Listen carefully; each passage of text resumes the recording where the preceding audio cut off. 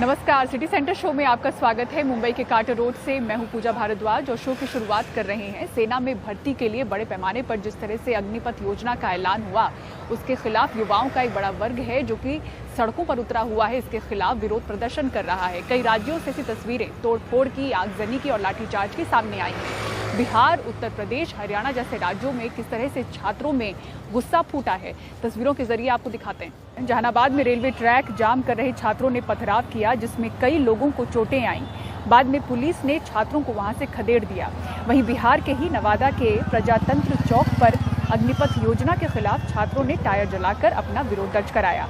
गोपालगंज में प्रदर्शनकारियों ने गोरखपुर से पाटलिपुत्र जाने वाले गोरखपुर पाटलिपुत्र एक्सप्रेस को आग के हवाले कर दिया। ये ट्रेन जैसे ही सिद्धवलिया स्टेशन पर आई, वहां प्रदर्शन कर रहे आंदोलनकारियों ने ट्रेन में आग लगा दी। हालांकि कोई भी यात्री हताहत नहीं हुआ है, क्योंकि हंगामे से पहले ही यात्री ट्रेन से बाहर निकल गए थे। आगजनी के बाद स्टेशन पर काफी देर तक अफरा तफरी मची रही। इसके चलते थावे छपरा रेलखंड पर ट्रेनों की आवाजाही रोकनी पड़ी। बिहार के भभुआ और छपरा में उग्र छात्रों ने ट्रेनों में आग लगा दी। इसके साथ ही ट्रेन में तोड़फोड़ और पत्थरबाजी भी हुई। हरियाणा के पलवल में छात्रों का विरोध प्रदर्शन हुआ। अग्निपथ स्कीम के विरोध में गाड़ियों में आग लगाई गई। पलवल में विरोध प्रदर्शनों को देखते हुए इंटरनेट सेवा सस्पेंड कर दी गई है। इस मामले में पुलिस ने 2 अलग-अलग एफआईआर दर्ज की हैं। साथ ही हिंसा की जांच के लिए 2 एसआईटी का गठन किया गया है।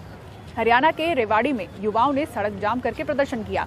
करीब 2 घंटे तक रेवाड़ी का सर्कुलर रोड जाम रहा। पुलिस ने समझा बुझाकर युवाओं को पार्क में एकत्रित किया और बातचीत करनी चाहिए, लेकिन युवाओं ने वहां पर भी हंगामा कर दिया और दोबारा सड़क पर जाने लगे। इसके बाद पुलिस ने प्रदर्शनकारी युवाओं पर लाठीचार्ज किया। लाठीचार्ज होते हुए ही युवा तितर-बितर हो गए। कुछ युवाओं ने पुलिस पर पथराव किया। हालात को काबू में करने के लिए वहां बड़ी संख्या में पुलिस बल की तैनाती की गई है। मध्य प्रदेश के ग्वालियर में भी 4000 से अधिक युवाओं ने सड़क पर उतरकर जमकर उत्पात मचाया। सड़कों पर चक्का जाम किया, रेल पटरियों पर आग लगाई। उपद्रव बढ़ते देख भारी संख्या में पुलिस बल तैनात किया गया। पुलिस ने प्रदर्शनकारियों पर लाठीचार्ज भी किया। युवाओं का मानना है कि कड़ी मशक्कत के बाद वो सेना की परीक्षा पास कर भर्ती होते हैं। ऐसे में सिर्फ 4 साल के लिए भर्ती का क्या मतलब है? 4 साल बाद वो बेरोजगार हो जाएंगे, तब क्या करेंगे? और कांग्रेस नेता राहुल गांधी से ईडी की पूछताछ के खिलाफ कांग्रेस कार्यकर्ता और नेता लगातार प्रदर्शन कर रहे हैं, सड़कों पर हैं। हैदराबाद में कांग्रेस नेता रेणुका चौधरी ने पुलिस के साथ बदसलूकी की। एक पुलिसकर्मी का कॉलर पकड़ा। पुलिस उस वक्त प्रदर्शनकारियों को सड़क से हटाने की कोशिश कर रही थी। इसी दौरान रेणुका चौधरी ने एक पुलिसकर्मी का कॉलर पकड़कर खींचा। अन्य पुलिसकर्मियों ने किसी तरह पुलिसकर्मी को छुड़ाया और रेणुका चौधरी को हिरासत में लिया। रेणुका चौधरी के खिलाफ मामला दर्ज किया गया है। सब इंस्पेक्टर की शिकायत पर उन पर सरकारी कर्मचारी के काम में बाधा डालने की धारा लगाई गई है। They were pushing me, Baba. I have a problem with my leg. I was losing my balance, so I fell on him like that. I don't know that young man. Of course, I'll apologize to that young man, but I expect the police to apologize to me for manhandling us. Why are there so many men police around us? Ask them that question. और केंद्रीय परिवहन मंत्री नितिन गडकरी ने आज कहा कि केंद्र सरकार एक ऐसा कानून लाने जा रही है जिसके तहत गलत जगह गाड़ी अगर पार्क की गई है, उसकी फोटो कोई भेजता है तो उसे 500 रुपए दिए जाएंगे। नितिन गडकरी ने कहा कि केंद्र सरकार जल्द एक कानून लाने जा रही है। रोड पर खड़ी गाड़ी की फोटो अगर कोई मोबाइल से क्लिक करके भेजता है और उसके तहत गाड़ी पर कार्रवाई होती है, 1000 रुपए का फाइन लगाया जाता है, तो 500 रुपए फोटो भेजने वाले को दिए जाएंगे। इससे पार्किंग की समस्या दूर होगी। गडकरी ने कहा कि लोग घर तो बड़ा बना लेते हैं, लेकिन पार्किंग नहीं बनाते। तो 500 रुपए फोटो निकालने वाले को मिलेंगे। अब लोगों में, फैमिली में लोग 4 और गाड़ी 6। और दिल्ली वाले तो नसीबवान है, क्योंकि हमने रोड तो उनके पार्किंग के लिए बनाए। कोई पार्किंग नहीं बनाता, सब लोग रोड पे गाड़ियां खड़ी कर देते हैं। मैं एक कानून लाने वाला हूं कि रोड पर जो गाड़ी खड़े करेगा, उसका जो मोबाइल से फोटो निकाल कर भेजेगा, उसको अगर 1000 रुपए फाइन होगा तो 500 रुपए फोटो निकालने वाले को मिलेंगे। तो पार्किंग का प्रॉब्लम सॉल्व हो गया। गुप्ता जी, तुम्हारे घर में भी पार्किंग नहीं है। अब इतना बड़ा घर, करोड़पति हो, इतना घर बनाते हो तो 2 नीचे में 1 फ्लोर बना के 4 गाड़ी का पार्किंग भी बनाओ। और यूपी हिंसा के आरोपियों के मकानों पर बुलडोजर चलाने को लेकर सुप्रीम कोर्ट ने दखल दिया है और यूपी सरकार से कहा है कि वो कानून की प्रक्रिया का पालन करें, न कि बदले की कार्रवाई करती दिखे। हिंसा के आरोपियों के घरों पर यूपी सरकार ने सीधे बुलडोजर चला दिया, लेकिन अब देश की सबसे बड़ी अदालत ने मामले में दखल दे दिया है हालांकि सुप्रीम कोर्ट ने बुलडोजर पर रोक नहीं लगाई, लेकिन यूपी सरकार को दो टूक कह दिया है कि तोड़फोड़ केवल कानून की प्रक्रिया के मुताबिक हो, जवाबी कार्रवाई के तौर पर नहीं। ये लोग भी समाज का हिस्सा हैं, सब कुछ निष्पक्ष दिखना चाहिए। सरकार इस मामले में संवेदनशीलता दिखाए। हम उम्मीद करते हैं कि अधिकारी कानून के अनुसार काम करेंगे। वहीं सुप्रीम कोर्ट की यह सुनवाई कुछ लोगों के लिए नई उम्मीद लेकर आई, खासतौर पर जावेद मोहम्मद के परिवार के लिए। उन्हें पिछले शुक्रवार को शहर में हुई हिंसा का मास्टरमाइंड बताया गया। उनके बंगले को रविवार को बुलडोजर से तोड़ दिया गया। सबसे बड़ी बात यह कि वो घर उनका था नहीं जिसको आपने गिरा दिया, वो उनकी पत्नी के नाम से था। पत्नी को पिता ने उनके दिया था, पूरी ओनरशिप पत्नी की थी। जावेद मोहम्मद का उस घर में कोई मालिकाना हैसियत नहीं थी, तो आप कैसे उनकी पत्नी का घर गिरा दिए? आपने उस घर गिरा के उस पत्नी और उनके बच्चे और उनको बहुओं को आप सड़क पर ला दिया। वहीं सुनवाई के दौरान जमीयत उलेमाए हिंद ने कहा कि ये असंवैधानिक है और चौंकाने वाला है, जो एक समुदाय को निशाना बनाया जा रहा है। हालांकि अब सुप्रीम कोर्ट के दखल से उन्हें कुछ राहत जरूर मिली है। There are hundreds and thousands of किसी भी शहर में ऐसे कई घर होंगे जो अनाधिकृत होंगे, लेकिन आप उन्हें टारगेट नहीं करते। आप सिर्फ उन लोगों को टारगेट करते हैं जिनका नाम आपने एफआईआर में डाला है।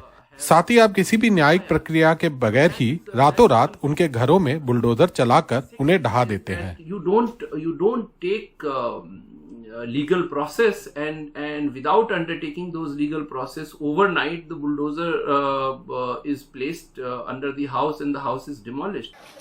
वहीं यूपी सरकार और प्रशासन अपनी कार्रवाई को सही ठहराते रहे। दावा किया कि सरकार ने पहले ही तोड़फोड़ के नोटिस भेजे थे, इसके लिए कानून का उचित पालन किया गया है। हालांकि सुप्रीम कोर्ट ने 3 दिन के भीतर यूपी सरकार और प्रशासन से जवाब मांगा है। 21 जून को अगली सुनवाई होगी।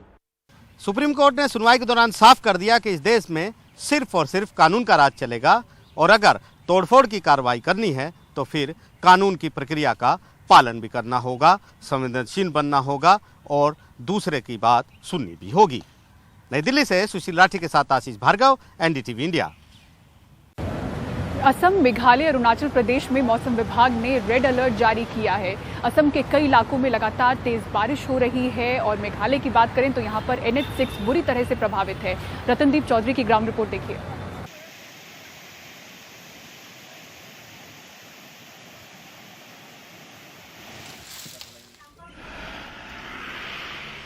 मेघालय के जयंतिया हिल्स के राष्ट्रीय राजमार्ग 6 के कुछ हिस्से लगातार बारिश की वजह से हुए भूस्खलन की चपेट में आ गए। कई गाड़ियां दब गई। भूस्खलन की वजह से त्रिपुरा, मिजोरम, दक्षिणी असम और मेघालय के कुछ हिस्से बाकी देश से कट गए हैं। पूरे मेघालय से औचक बाढ़ और भारी बारिश की खबर आ रही है। चेरापूंजी में 24 घंटों में 811.6 मिलीमीटर बारिश हुई। ये जून 1995 के बाद की सबसे ज्यादा बारिश है और भारत में सबसे ज्यादा बारिश वाली जगह मोसिनराम में 710.6 मिलीमीटर बारिश हुई। सरकार कहती है अगले 2 दिन अहम है।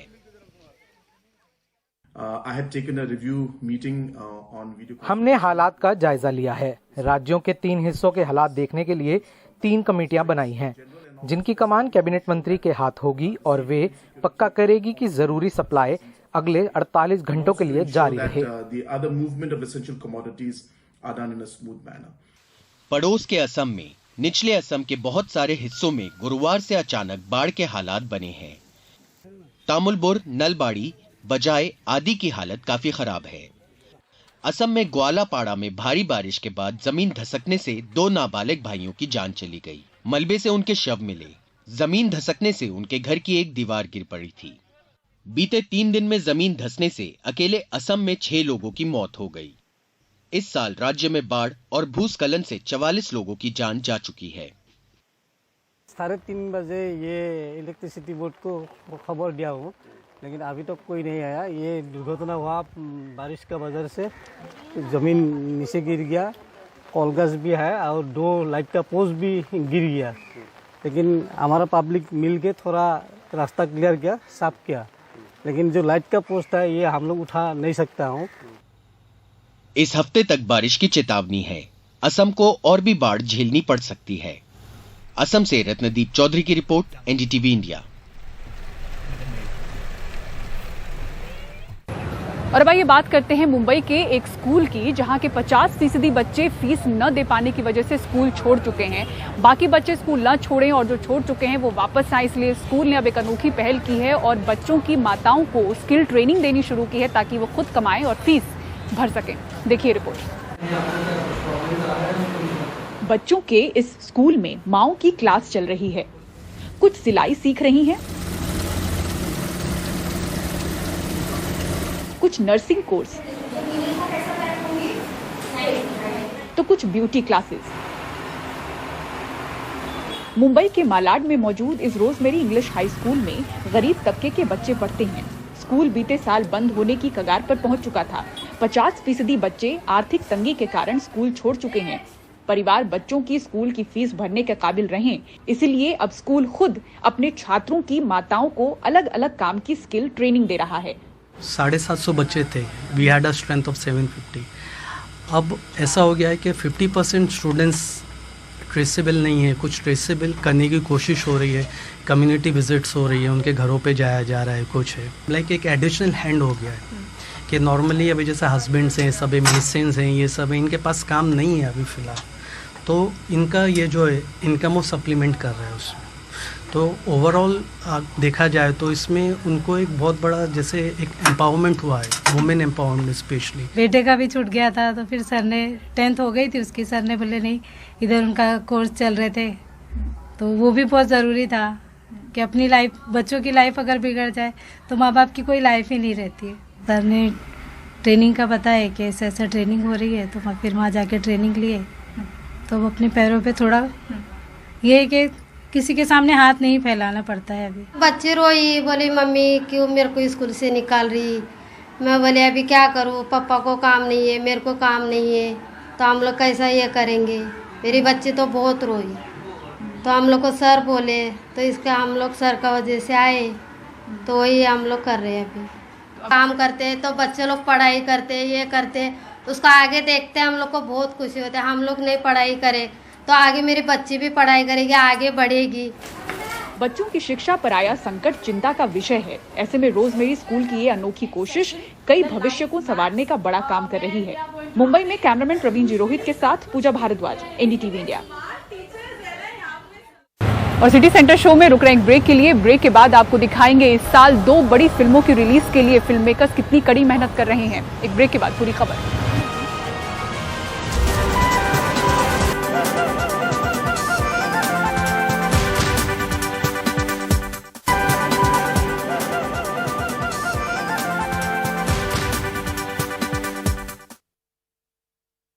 और जम्मू कश्मीर के करीब 300 प्राइवेट स्कूलों पर जमाते इस्लामी से जुड़े ट्रस्ट से संबंध होने के आरोप लगे हैं, जिसके बाद सरकार ने स्कूलों को बंद करने का फैसला किया है। नजीर मसूदी की रिपोर्ट देखिए। आप क्या बनना चाहते हो? Scientist, engineer, doctor. इन छात्रों को अपना भविष्य अंधेरे में दिख रहा है, क्योंकि जम्मू कश्मीर सरकार ने तकरीबन 300 प्राइवेट स्कूलों को बंद करने का फैसला लिया है, जिन पर प्रतिबंधित जमात इस्लामी से जुड़े एक ट्रस्ट से संबंधित होने के आरोप हैं। बडगाम के इस हाई स्कूल के तकरीबन 600 छात्र और शिक्षक डरे हुए हैं कि कहीं ये स्कूल बंद तो नहीं हो जाएगा। पहले इस स्कूल को फलाए आम ट्रस्ट चलाता था। दूसरे कई स्कूलों की तरह ये ट्रस्ट अलग हो गया। फिर इसका रजिस्ट्रेशन हुआ और स्थानीय सामुदायिक प्रबंधन से चलने लगा।